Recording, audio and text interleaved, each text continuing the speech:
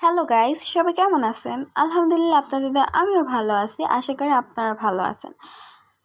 তো আজকে সারাদিন আমরা কি করলাম, তো চলেন দেখে আসি। এই তো আমরা লিফটের জন্য অপেক্ষা করছি, লিফটে উঠবো। পরে লিফট আর আসতেছিল না, তাই আমরা সিঁড়ি বেয়ে উপরে উঠে গেলাম ছাদে। আর ছাদে আসার কারণ হচ্ছে মরিচ শুকাতে দিব আমরা। তো এই তো আমরা একটা মাদুর পেতে নিছি, এবার এটার উপর আমরা মরিচগুলো ঢেলে শুকাতে দিব। ছাদে তখন প্রচুর পরিমাণে গরম, থাকাই যাচ্ছিল না, এত পরিমাণে গরম আর গা প্রচুর জ্বলতেছিল। তো অনেক কষ্টে কিছুক্ষণ থেকে তাড়াতাড়ি করে মরিচগুলো দিয়ে চলে গেছি। আর তখন হচ্ছে সকাল 9টা, প্রচুর পরিমাণে গরম ছিল তখন ছাদে। তো এই তো আমরা মাদুরটাকে সুন্দর করে বিছিয়ে এবার মরিচগুলো ঢেলে দিচ্ছিলাম শুকানোর জন্য। চারোদিকে খুব সুন্দর করে মরিচগুলো ছড়াই দিব, যাতে মরিচগুলো ভালো করে শুকায় যায়।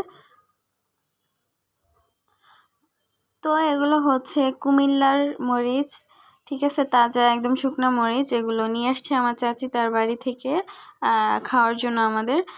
তো এখন এগুলো ভাঙতে নিয়ে গেছি, বাট ওনারা ভাঙছিল না, বললে এগুলো ভিজা, আরও ভালো করে শুকাতে হবে। তাই আমরা এগুলো ভালো করে আরও 1-2বার রোদে শুকায় নিব।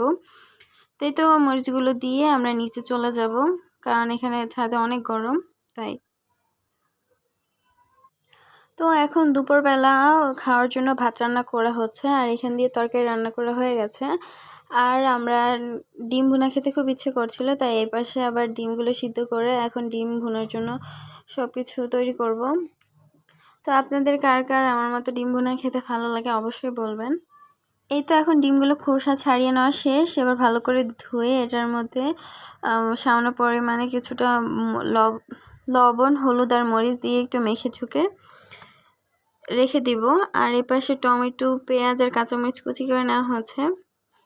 তো এখন আমরা ডিমগুলো ভালো করে ভেজে এটার মধ্যে পেঁয়াজ কুচি আর সব কিছু দিয়ে ভালো করে রান্না করে নিব। এই তো এখানে ভাতের মার গেলে নেওয়া হচ্ছে। এতে আমাদের ডিমগুলো ভাজি শেষ। এবার সবগুলো একটা একটা করে উঠিয়ে পেঁয়াজ, কাঁচামরিচ, টমেটো এগুলো ভালো করে একটু ভেজে নিব।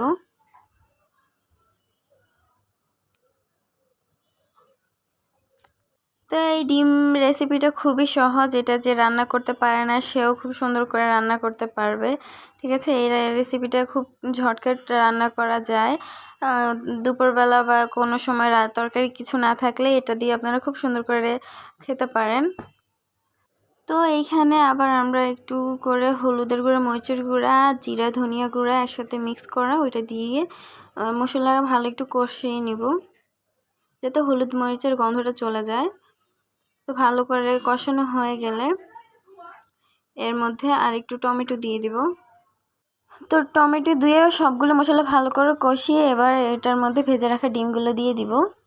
তো এই রেসিপিটা খুবই সহজ, যারা পারেন না তারা ট্রাই করে দেখতে পারেন, খুব সহজে রান্না করে ফেলতে পারবেন। আর দিব সামান্য পরিমাণে একটু ঝোল, আর এখানে দিব সামান্য পরিমাণে একটু জিরার গুঁড়া, সুন্দর একটা ফ্লেভারের জন্য। এটা দিলে খুব সুন্দর একটা স্মেল আসে তাই।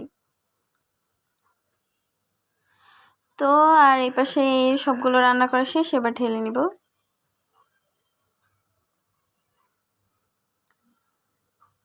এই ডিম রেসিপিটা খেতে অসাধারণ মজা। তো এই তো দুপুরে আবার ছাদে চলে আসছি মরিচগুলো একটু উল্টে পাল্টে দেওয়ার জন্য।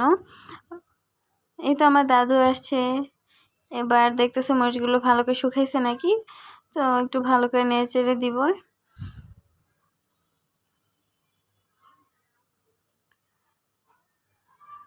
আর ছাদে প্রচুর পরিমাণে গরম ছিল, যার কারণে অর্ধেকের বেশি শুকায় গেছে আর একটু একটু ভিজে ছিল।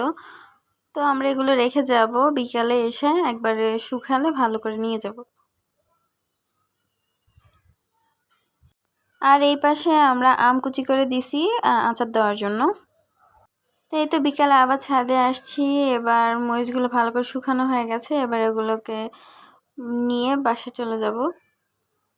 তো এগুলো করতে করতেই আমার সারাদিন কেটে গেল। আর বিকেলে সকাল থেকে একটু ভালো লাগতেছিল, রোদটা একটু কমছে, একটু ঠান্ডা লাগতেছিল। তো সবাই ভালো থাকবেন, আল্লাহ হাফেজ, এভাবে আমার পাশে থাকবেন। Thanks for watching my video.